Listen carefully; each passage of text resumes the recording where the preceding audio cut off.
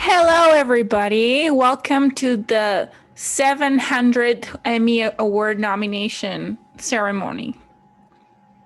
This is Or the should I say 400th day of quarantine, and I want to applaud everybody for getting through it, sticking together. everybody's doing a great job? No one's getting fined.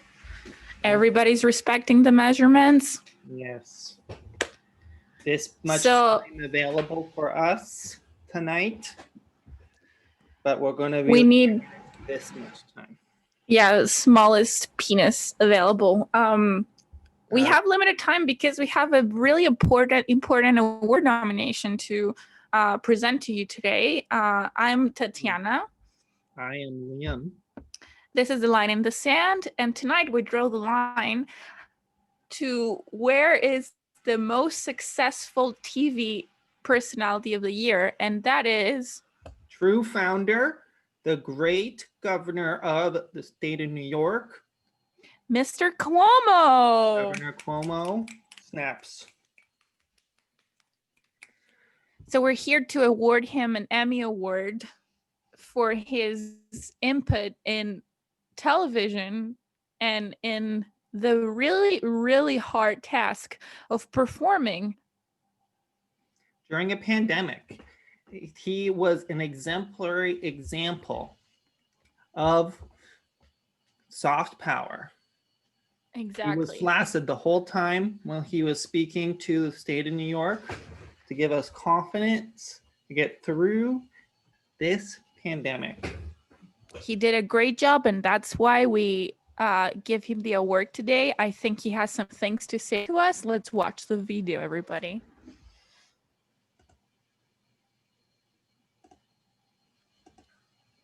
It is a frightening time on every level. At the same time, it is this much time. It is this much time. Is it 3 months? Is it 6 months? Is it 9 months? I don't know, but it's this much time. We will get through this much time. Good morning, good morning, good morning. Asks up. Good morning. Where we are today. Total positive cases 2,300, 4,000, now is up to 10,000. The rate of new infections is doubling about every 3 days. Wow. We lose 2,753 lives on 9/11. We've lost over 7,000 lives to this crisis. That is so shocking and painful and breathtaking. I don't even have the words for it. Behind every one of those numbers is an individual, is a family, is a mother, is a father, is a sister, is a brother. So a lot of pain. So what is the plan of action? Flatten the curve, flatten the curve, flatten the curve. This is an N95 mask. We talk about social distancing. Slow the spread. New York has been getting the short end of the stick from this federal government from day one right across the board. Let's stop, just for one moment, the partisanship. Forget the red and the blue, red, white, and blue. We're all Americans. We are testing aggressively. That's it. Perfect Told performance. you, we are New York. Great tough, performance. Smart, united, disciplined. I'm really moved. That is what the moment requires. This is a We are great responding to presentation of science important and data. information. There's no politics here, just the facts, man. My Yeah. daughters tell me that nobody knows him. And nobody knows what I'm talking about. No That's one okay. does. Spaghetti Joe and meatballs Friday. every Sunday. Today, Great we're example going to of have a real our American family hero. dinner, and Mariah brought her boyfriend. The answer on what you think of the boyfriend is always, I like the boyfriend. My daughters are getting tired of my jokes. Me too. This is my favorite part. I can order a quarantine of 10,000 people, but I can't tell my Just like an daughter Uber. to do anything. You're impotent guy, Today, right? We have done a full 180. We wore masks, we socially distanced, Mm-hmm. we closed down, and we stopped the curve. Masks work. Our curve is down. Congratulations, New Yorkers. It's no time to get cocky. Don't and get it's cocky. no time to get arrogant. We are by no means out of the It's a great time to write a biography of how to deal with a pandemic, though. Good Lord, Not arrogant at all. And don't worry, I'm not going anywhere. No, just gonna be in his office writing a book.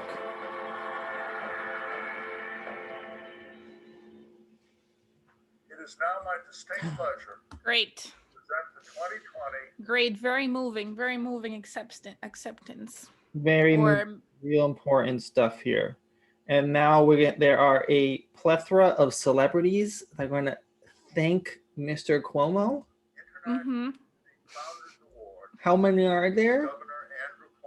I think 4 or 5. Like I watched 3 of them, and then I think it's Cuomo accepting the award. The Government Empire State. Spike Lee. Andrew Cuomo. Congratulations, Andrew, on your much-deserved Founders Award. Governor Andrew Cuomo, you are the man. What? I was trying to think of Great guy. something that I could say to you that would be funny, so I called your brother Chris, who could not understand why you were getting an Emmy since he's the one on television. In the darkest stage of the pandemic, your daily briefings live from New York gave us hope, gave us clarity, gave us the truth, and gave us something that we were not getting from Washington: leadership. In the midst of this storm, Andrew Cuomo became the nation's governor. Billy Joel. Real New Yorker. Daily, I was watching his press conferences. Daily. Informing us, telling us what to do. And he also. I was watching your movie, Spike Lee. You kind of transcended. You did? Yeah, I actually watched that too.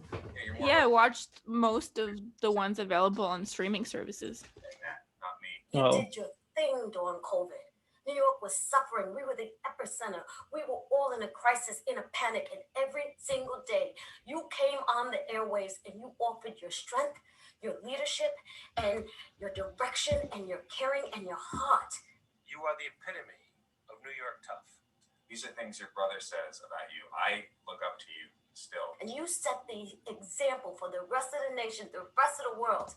That's a great time to stop right there. I do find it a little funny that the international Emmys are presenting an award to a governor of a state for his ability to lead a nation, not the world. Maybe you want to stop sharing your screen if you're not gonna watch the rest of the video. Unless you want Sophie Perez You don't like there. Miss over here, Miss Lee, but yeah, I have a lot of problems with the Cuomo getting this award, and people thinking that he deserves it. Like, yes, he did a great job controlling the pandemic in New York, and of course, we saw that. Out of all the states, New York was doing the worst in the beginning, but after people followed the rules and they managed to flatten the curve and like do better and actually like open up some venues during the summer and have businesses kind of operating, but they're still back in like the second wave of quarantine right now, which is pretty much everywhere in the world. But you have to consider that like in New York, it is a very dense city. Like it's very dense populated, but it's also like one of the coasts where most kind of progressive, open-minded people live, and there were not as many COVID deniers. So of course people behaved themselves. They didn't like necessarily like Cuomo had a huge part in it, but I think it's also part of it. It was the place of the people and the thinking of the people that live in New York that kind of controlled themselves and followed the restrictions. But yes, he did a great job. I don't think it's an easy job to do, but I don't think you deserve an Emmy award for that either. Like it's your job to tell people what to do on television because that's the most popular medium to inform people about what's going on in the world, and especially like during a worldwide pandemic. Well, It's like, oh, good performance. That was great. Like- Thank you for telling us the news in an entertaining way. Talking about your daughters and how big your dick is, maybe. I'm not sure if he mentions dick at any point, but I wouldn't be surprised. You could read No, it but that's immediately what I think when I this see amount this. of time. This This- amount of time. This is For the what I think. pandemic? It's like, And we're gonna get through this. this This is, is I don't know, is this this is 2 time. months? It's definitely not the size of my dick because I'm married and I don't want anybody hitting on me and calling me dad except for my daughters. I can get all of the citizens in New York Call me to daddy. listen to me, but I can't get my daughter to listen to me. That's crazy. No women, men. Like, they don't I listen to you. felt really comforted by that message from Governor Cuomo during this crisis, Hmm. this pandemic. It's exactly what I needed to hear. Yeah, exactly. You need somebody talking about their daughters. The daughters. We just needed to feel that my leaders are just like me and that they have daily troubles like everybody else with their daughters. Going out with boys. Ugh, ew. Sluts. How dare they? I'd rather them be nuns or just happy. Or just quarantine because it's a fucking pandemic. And why Or should you just bring your fucking fucking listen. boyfriend to my house? But in all seriousness, the thing that's funny about like what I didn't even know what the founder award was. To be honest, I barely even pay attention to the international Emmys because I usually just listen to normal Emmys. Normal Emmy. The Normal national Emmys. It's still pretty funny. It's like Americans. It's an American association, right? Like the CEO is an American dude. Well, the Emmys overall is just like, first they had the Emmys that were giving awards to any productions on television in America. And then a few years later, they introduced the international Emmys because, of course, television is a global phenomenon. And, sometimes they add new awards here and there.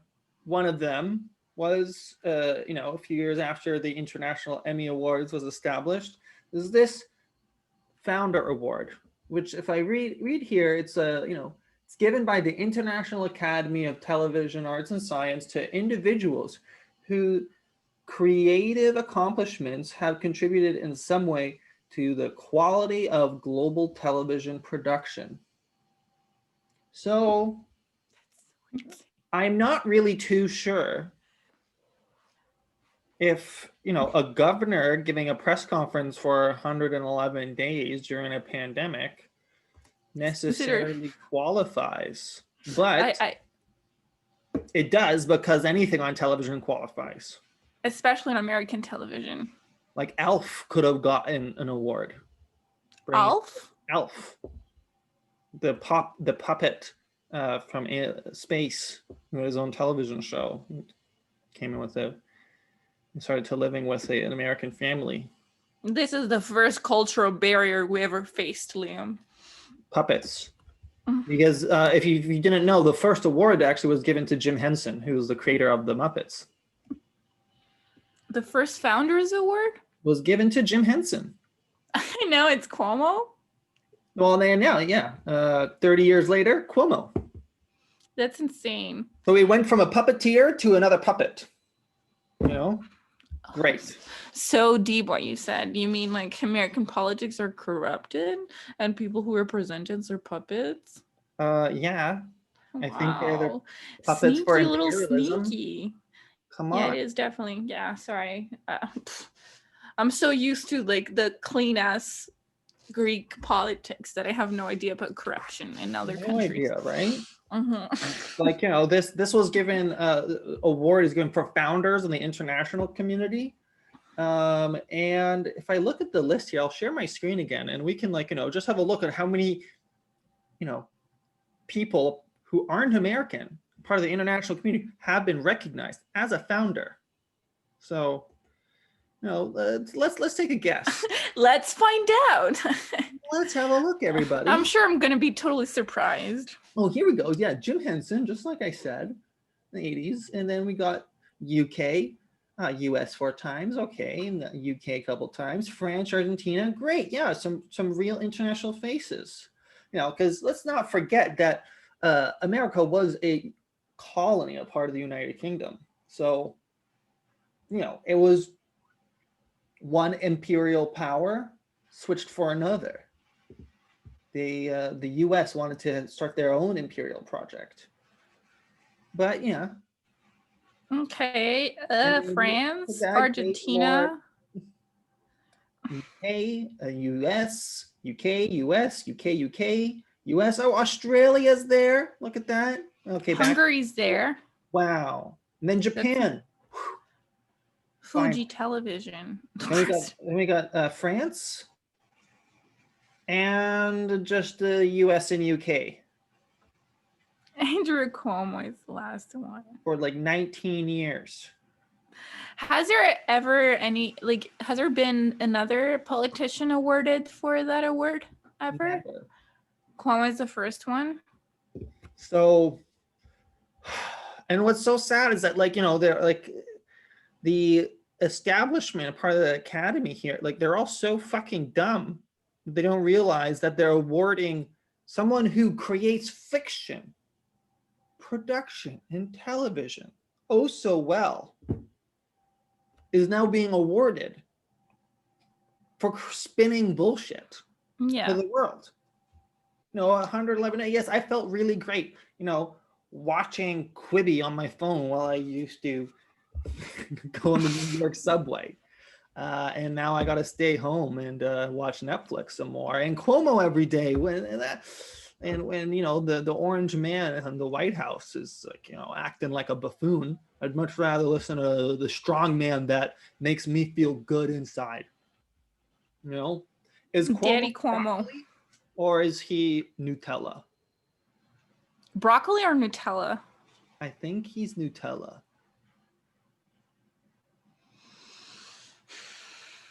Hard to say. Yeah, he's not broccoli. He's not broccoli because that would be if he was governor of LA. Right. Maybe he's healthier. Like I think everyone kind of has to listen to the president. So even it's kind of like rotten broccoli. Donald Trump is like rotten broccoli because you have to listen to him. It doesn't matter the quality. It's like you have to eat your greens.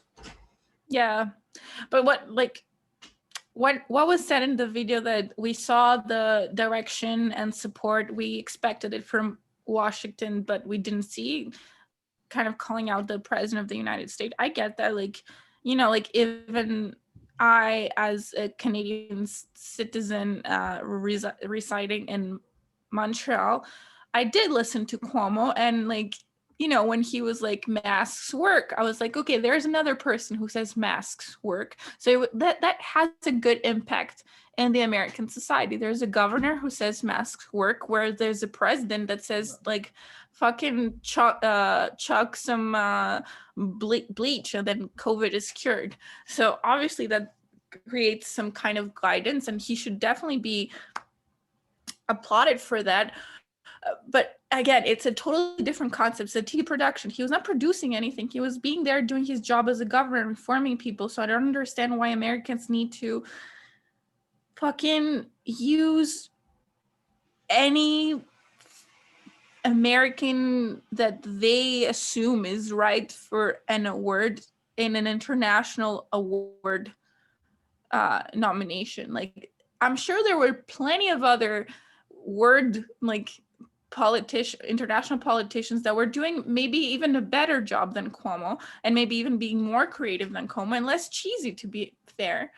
So there probably weren't anyone less cheesy. There was probably not any other politician that was concerned about the production value of presenting information to the public. Didn't you see he had graphs? He had charts, He And he created also an made analogy. that poster. He had Have you stories seen- about his daughters. Yeah. He was using the power of storytelling, to convince the public that they needed to abide by the rules that he put in place, but also to trust his authority, right? Like a part of the Yeah. whole story around being able to get his citizenry to listen to him, but can't get his daughters to listen to him afterwards, is to sort of like, make us feel bad for the guy that's like telling us to stay indoors. Like, Poor wow, guy. He is a parent. his daughters emasculate him? That sucks. I guess I have to stay inside because, his daughters are out there, who knows, doing what? Smoking cigarettes, having boyfriends, kissing behind dumpsters. Gross. Like, what's going on with that daughter? Yeah, Gee. that's totally relatable to me as a parent too, like my daughter, she's just out there, man, like sucking dick all day long, Like this and much then time of the day, it's I like, don't see her? That's not acceptable. She's sleeping. I know where she is. I don't know where she Out is. there? She's out there, man. She's sucking the dicks and then she paints them. I was looking to get some security cameras installed in my house and the bedroom of my daughter so I know what she's doing with her boyfriend. Yeah, I think that's totally reasonable and not invasive at all as a parent. I would do the same thing if I had a daughter, but I have a son, so I don't have to worry about anything, Yeah, the boyfriend, he's gonna be that's my son, baby. He's gonna go get some. Yeah, man, like old man, haha. God Go out and find the bitches. damn. And that Miss Cuomo, she's a nice one. Oh my god. I'm sorry, I couldn't keep up with that one. That cracked me up. I'm dead. Yeah. But nevertheless, like, all jokes aside, I really am more appalled with the, like, US centric quality to this Founders Award. And it's just such a, like, twisted mindset you need to have, where not only, like, because again, let's just read the definition they have here on the very credible Wikipedia. It's the award is given to individuals whose creative accomplishments have contributed in some way, anyway, to the quality of global television production. So how I read that is like, well, Cuomo, the quality of the television production of this pandemic, for these PSAs he was giving to the public during the pandemic, was better than any other. All right, sure. Let's give him that, right? Best in the world. Like all Americans. Like everything American does. It's the best in the world. Yeah, it's the best country, man. And New York especially, baby. We're number one. Yeah, In if you make it here, you California, can we're make New it Yorkers. anywhere. Well, if you want to leave New York and go live in California, you were never really a New Yorker. Yeah, Get you're out fucking of here. phony New Yorker. You ain't the best. We're the best. We're the best. Fuck yeah. And I just don't really understand, though, like, I mean, are you really surprised about the imperialistic character America shows through that choice of a word? it's just disappointing, though, that, like,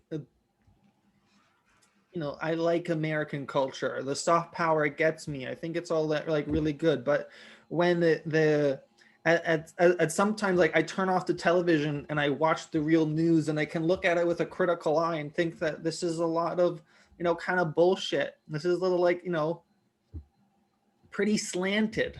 Kind of, there's a lot of spin on here. I better do some, like, other research to get some, like, true information going on here. Like, it's like giving an award to, like, communist China because you think their propaganda was the shit that year. Like, oh fuck, dude. I mean, that's why I wore red today, Like China's doing that right now. They're sending out, like, they're sending out pictures of Australian soldiers killing Iranian children. And it's like pretty good propaganda. It's like, So the international award for propaganda goes to America again. again. For the 30th time, America for the best America, propaganda ever. the best country in the world, produces everything America touches is just the gold. Gold. Even Will be the best. even the PSAs for a global pandemic that they dealt poorly with. You know, and like, and the insanity too is that like Cuomo himself was self-congratulatory enough.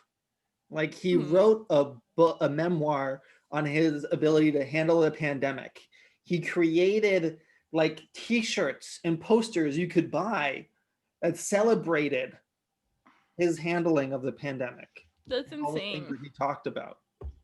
And you know, you meanwhile, look like at the curve flattening, and it seems that, oh, he did a pretty good job. Yeah, like why don't I just believe exactly what he said? And I wouldn't want to question him because he's a New Yorker. He's the best.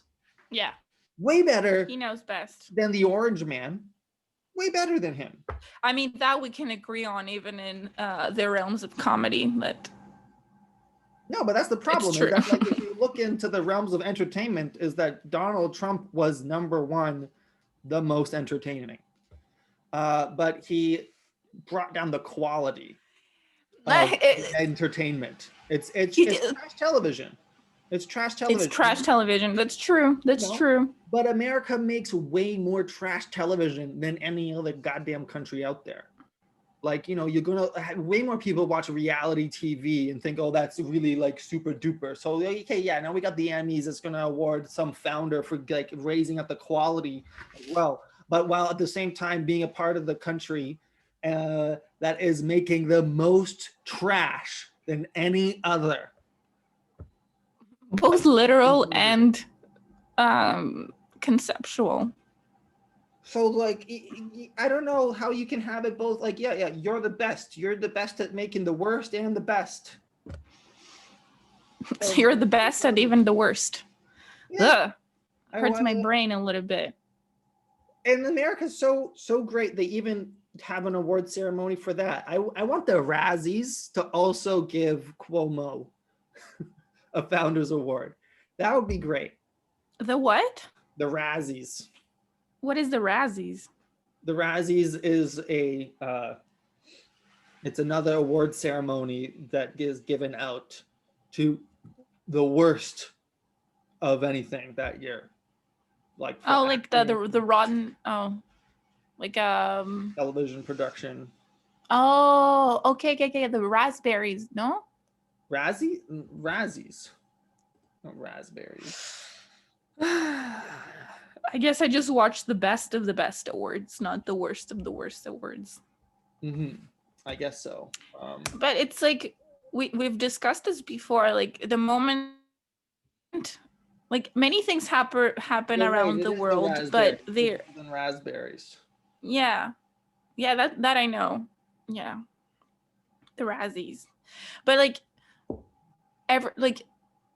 a lot of things happen around the world, but the moment there's American representation of the thing that has been happening for years, for some reason, because America is the greatest of all the countries in the world, it gets legitimized and everybody believes it's true. So a lot of world leaders and politicians and governors, like maybe like, okay, of course the political system in every country is different, but like the equivalent of a governor, they were doing a good job, maybe in a lot of countries, informing people about the pandemic. But because an American New Yorker did the exact same job, he has to get an award for it, and he has to be the prime example of how to deal with a pandemic. Mm-hmm. And that doesn't only happen; it happens with like all kinds of things. Like the moment there's an American actor who is part of a marginalized community and they become famous, all of a sudden that marginalized identity gets legitimized and more accepted throughout the world for some reason. Yeah, Well, they get accepted into like certain positions to sort of maintain the status quo. Yeah, I would say like accepted in the mainstream like culture. Especially in the mainstream. That's why, it's one thing to say, yes, like we should fight power. We need to have more representation, more equality. But if you're going to have, welcome women into the army, they're still going to have to carry a gun and go shoot people. Like, I would much rather not have an have army. a reason to shoot people. Yeah. And also like just because, hey, there's a woman who's a soldier now, you're still shooting people. Did you hear the news? Did you hear? This is from New York. And it's like, oh great, like yes, now we can find, like, we need to push to have more like female CEOs, so they can be a part of corrupt corporations that exploit workers. Yeah. And then we're gonna have to talk about equality. That's our goal. Yeah. That's our mindset, and that goes with with so many different like positions as well, where I think you have to be kind of pretty critical and suspicious of corporations adopting political rhetoric. Like, yeah, it's becoming more and more like they've been adopting more and more that kind of ideology throughout, like not only their advertising, but also in the identity of those companies. They're like, we are an inclusive company that does this, so give us your money, and we're still like we're super corrupted and we're still polluting the environment. But it's women only. You know, it's just bitches doing their thing. And it's like, but isn't that appropriation? Yeah, but it's the appropriate kind of appropriation because it is making me feel good. That now I can see myself in these, positions of power. I can imagine me holding a Pepsi can and drinking it in front of police and being a part of a protest.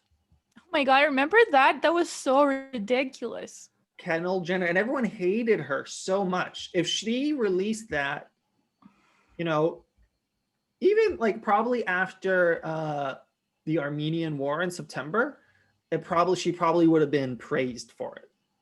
That's true. You're right. It was like wrong timing for it. I guess they should re-release it. Well, I don't know if they can re-release it now. They should maybe just like, reshoot it. Yeah. Make it maybe a little more tasteful. But that's gonna be funny. Like, yeah, because it was kind of like strange for me, right? It's like the NBA, accepting like Black Lives Matter as like a protest movement, and they're sort of like letting their workers, the players protest, and like having it lead. But at the same time, like you sort of see how they're trying to coordinate with these with the protesters because they have leverage. They can stop production of the games, and they were able to like immediately get to the negotiation table, and concessions were able to be made. That's the whole function of a union. Players can be any corporation, any organization can become corrupt, but it is when you are organized and you're able to actually get into sit to have like the power that be have a reason to come to the table and negotiate and make some concessions afterwards. But it's hard to say to like what extent you want to actually push this movement. And I don't think the NBA players really care. They not that they don't care, they clearly do care, but it's more it's more that it's very difficult to actually do the hard work and like understand like what long-term goals you're aiming for. It was sorry, go ahead. Out of all the initiatives to support that movement, I felt like the NBA was the most successful one because I feel like it was very impactful to watch the games and still have in mind the movement, you know. Mm-hmm. I wasn't mad about it at all. Like, I think it was one of the most successful ones. But then again, like, you know, there's like all the other companies that used it as a way to make profit during that time. And you see like even like small owned businesses that I personally follow on Instagram, they had like this huge voice of just like reposting shit they found online and like pretending that they were like part of the movement. But at the end of the day, it was just like, oh, we're here, but also buy our stuff because we support it, because we reposted that little thing. No, dude, like you need to, you know, make some of your profits go to organizations that actually work for that movement and support that movement, and like actually make that profit into actions and tangible things for marginalized communities and people, especially in like the States. So like there was the best, like there was both of the two existed on my feed. Yeah. Like I think, you know, the NBA was a good example of a corporation and a market, like a certain market, responding to external forces. Mm-hmm. Like every market, if they like are going to have any kind of advertising, they have to like analyze who their customers are and how they can change their product to incentivize them to continue consuming. And you know, sometimes there's certain degrees of success, like certain ways you can quantify success. It's not always going to be about like ratings. Sometimes you're going to you know, make some choices that you're not going to get return based off of like sales of products, but maybe on things that just increase your reputation on the wider, broader public, or stuff that will, you know, get a lot of play through the media. And you know, that not everything can come down to the, you know, money that you get back. It's sometimes it's like there are a lot of other like considerations at play. Yeah. So I like And the NBA for sure, but the, as you're pointing out, is like I think in part it's like you can't just focus just on this one market as ability to respond to the like certain injustices as of a marker of a win for the country. Even, you know, like there's still going to be, if there's still exploitation in a bunch of other markets that's far more egregious and excessive, you know, why would that be okay? Like it reminds me a lot on the protest, how Jews who support Palestinians, they will advocate and think they'll advocate for for the oppressed, and that they will stand for the oppressed, and that injustice anywhere is a justice, or justice somewhere is justice anywhere, and they can see themselves with and stand with the oppressed against the oppressors. And that's where you see so much tension against you know, Jews who support Palestine against with the Zionists and pro-Israel Jews, and they'll like use any kind of rhetoric they can to sort of convince, to like discredit the character of these people. I've never met a Jewish person who doesn't support Palestine. So I never had to have that conversation in person with someone. Yeah. Isn't that amazing? I've only like met like a few, and usually like, you know, I don't really like bring it up all that much. I mostly know Jewish people who are more liberal, but if you went to Israel, it would be the opposite. You'd mostly come across people who are large, or at least like large majority. It's very complicated. Like there are even like quite a few Israelis who, you know, support Palestine, but the propaganda machine is not national. It's international and multifaceted. So It's That tough. is that too, I guess. I wonder how, I don't know. I wonder how all that political news is going to take as how it's going to, what form is it going to take in the Hollywood productions in the next few years. Like, I wonder if there's going to be movies about COVID, and if America is going to be the warrior that saved the day again, or if there's going to be movies like There's probably fictional already movies. a Cuomo biopic in the works. Oh my God. You know, that's probably why he pushed out his book so quickly. Yeah, it's So- like, take it, read it, and then make it into a movie, because I'm going to die soon and I need to star in it. No. So then he's going to run to president, you know, much sooner. That's why. You think so? This is your estimated. Well, Re-elect- he's probably going to do the same thing as most of the other American politicians. They go into the public sector, back in the private sector. So, you know, he's probably going to start some lobby, like, you know, work for some lobbyists, or start his own like non-for-profit, get a bunch of money off of that grift. And then I think he's going to start his own TV production. yeah, maybe he's going to start. He's going to be one of the producers. How, or maybe like an Pandemic online production. class on how to give PSAs. He's going to give a master's class. A on master class. Learn how to talk about a pandemic with Cuomo.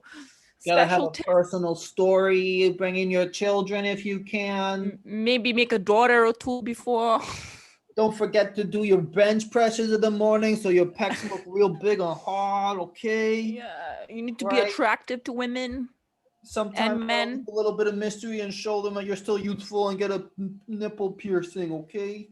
You want to get Yeah, that. you're cool. You're one of the kids, you know. And if anybody calls you Fredo, you fuck them up. You fuck them up real good. You know, that's the N word for us Italians. What's the what is it? Fuck them up? No, being called a Fredo. Alfredo? Fredo. Fredo? Yeah. Like, It's a. Have you not seen this? no. It's like his brother Chris like freaked out about it.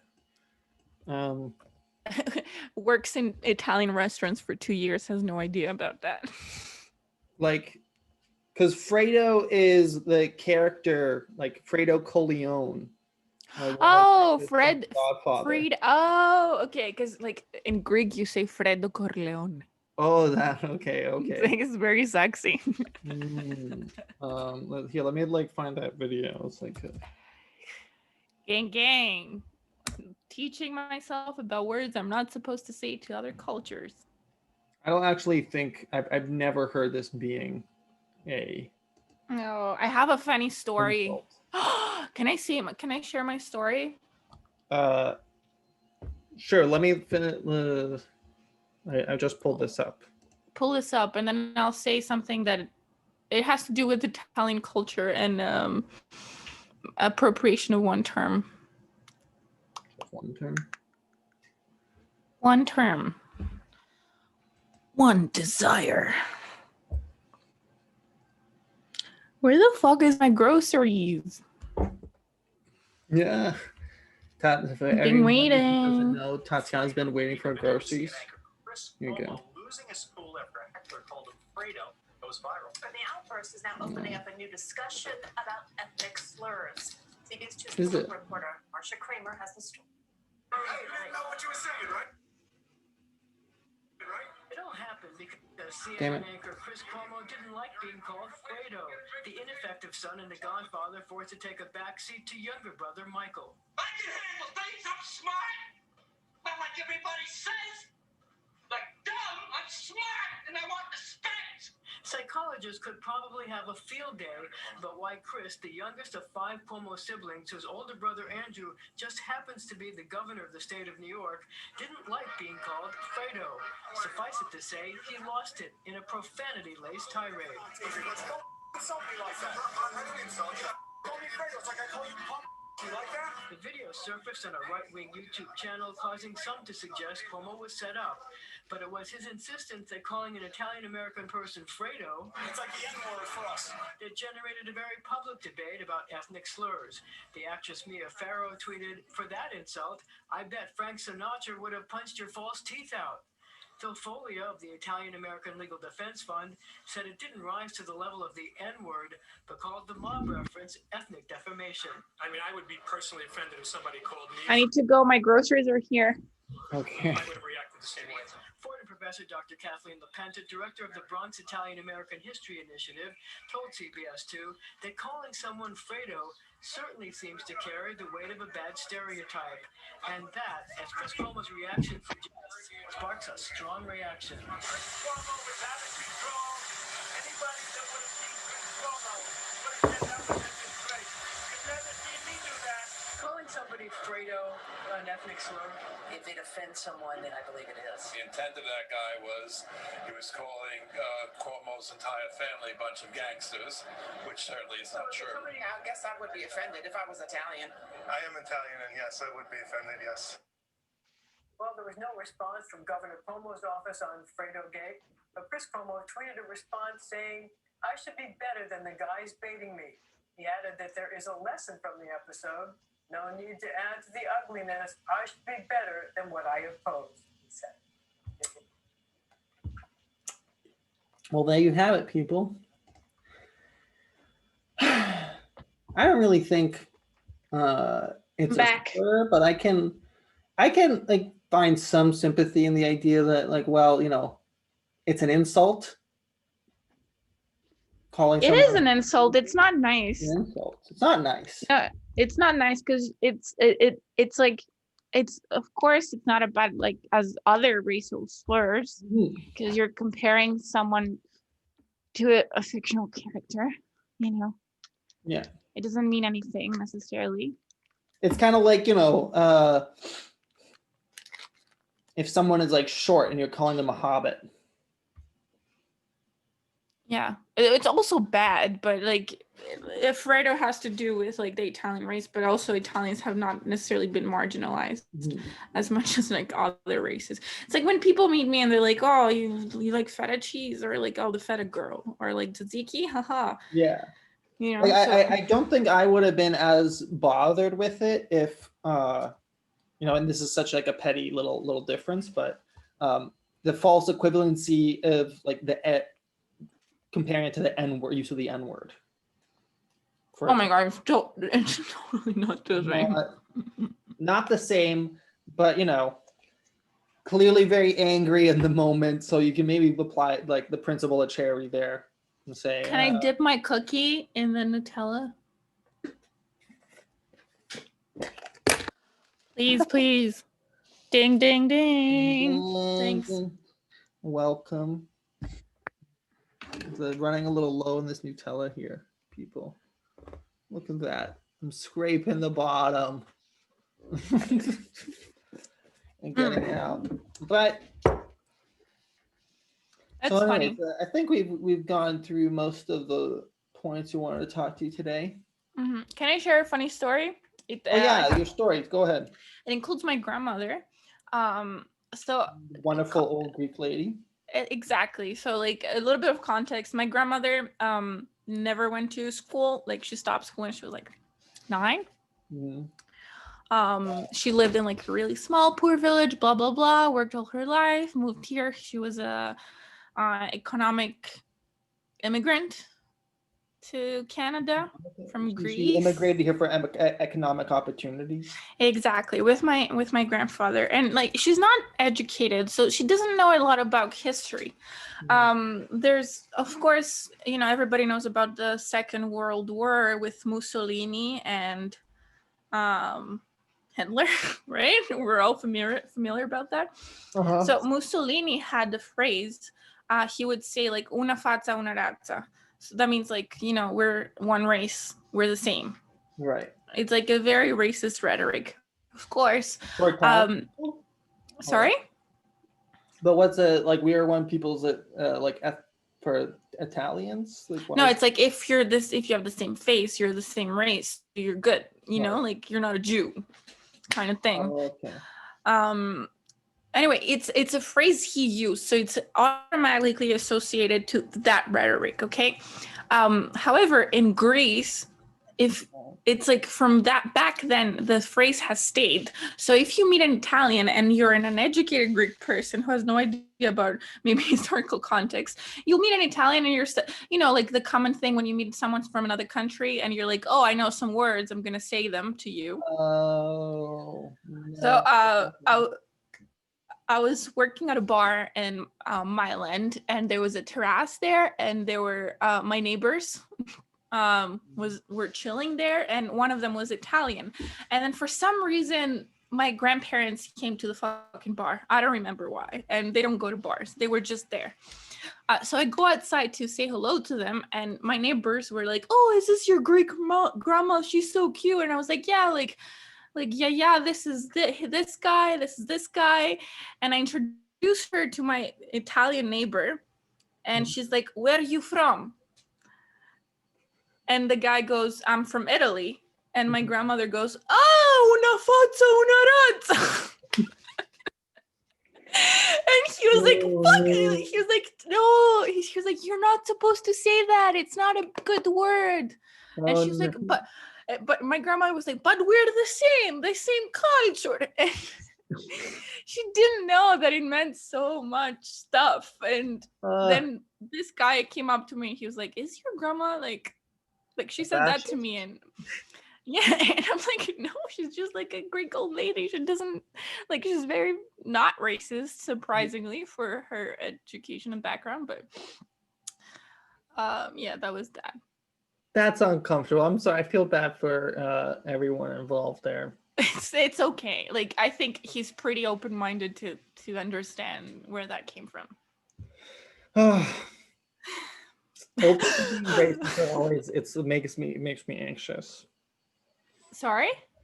Oh, like casual racism from old people like makes me anxious. Yeah, me too. I have no idea sometimes, like, if I bring like any of my friends of color in Greece and they meet Greek people who are really racist and uneducated, like I would have to be the mediator of the conversation. Yeah. Like there are definitely like degrees. Like I would feel very bad for like somebody who, you know, like had like a closeted like fascist grandparent, you know, and then they get dementia and they start to like more openly express their feelings. You know, like, "I loved you for so long. You used to give me candy and cookies and fold my clothes and feed me soup, pick me up from school. And now you're saying like Jews are rats and I don't know." Yeah, it's really definitely hard to deal with that, and especially like the younger your family members that are racist are, the worse it is. Mm-hmm. But it's mostly like old people that have that rhetoric. Like once you sort of get into like, you know, 80, 90, it's like pretty hard. Yeah. But that being said, you know, there are still like varying degrees, right? Like to some people, if they're like, they can be 90 years old, they can be 80. Like, goddamn, like how old is Donald Trump right now? He's like 80. No, he's like 70. No? Right. Anyways, he's still like up there for like some other people's grandparents. You'd be who's the age of like Donald Trump, you might give them a pass, but not the president of the United States. No, definitely not. No, that's not your harmless, low-key, slight, like that's a little not like, bit of you know, like your low-key like retired grandparent, like, you know. Yeah. That's your like very rich and powerful grandparent. Yeah. That for some reason not retired, like like I don't understand like what happened in our culture that like we don't seem to like allow people to retire anymore. It's just kind of like, you know, no, work forever. Yeah, well, basically the retirement ages like That's around the world are so high. That's It's so high. It's like you know. 67. I'm like, what? Is that high? 67? Yeah. I mean, if you're doing like hard physical labor all your life, by 50 your back is fucked. Yeah, you for know? sure. But Like then you have can't these, work like, until more educated people who like will be doing their work until they're like well into their 70s. like Chomsky. Chomsky. Still invited to talk about things. Like pretty much Write most books. of the members of Congress are going to be like, of a 65 plus. Yeah, that's like we need younger people in there for sure. Need more AOCs. And yeah, especially former bartenders. Definitely more bartenders. Definitely more bartenders. We know the people out there. We've seen them all. We've You seen can talk to all the types. fancy ass white men. We've seen the hipsters. Yeah, you seen the tourists come in and ask where the bitch is at, Exactly. I've served so many Laval dudes. I can't just write their biographies for them. No, yeah, they don't deserve your labor. I mean, if I put my energy into that amongst all the other things I have to do, that would make me a dumb bitch. You're better off just going back to the canvas and painting dildos. Yeah, almost there. It is. Yeah, this is the butt plug that I'm painting right now. That's beautiful. The blue one? Yeah, it's covered. Like you can't. I'm not gonna uncover my process, but it's gonna look like one. Okay, I believe you. Soon. Okay, so that was a good chat. I'm glad we did this nomination together. I think Cuomo would have appreciated it if he ever watched this. I think if there is going to be an international Emmys, they should not nominate America. They already have, like, their Emmys. But they need call both. it like international is just non-national. They need to know they are the best in the country and the best in the world. Yeah. No, they don't need to know. They need to understand that they're not the only ones in the world, so they need to award other people who are other people from other countries who are able to also like influence America. Yeah. You can't just say like, oh, America's a melting pot, blah blah blah blah blah.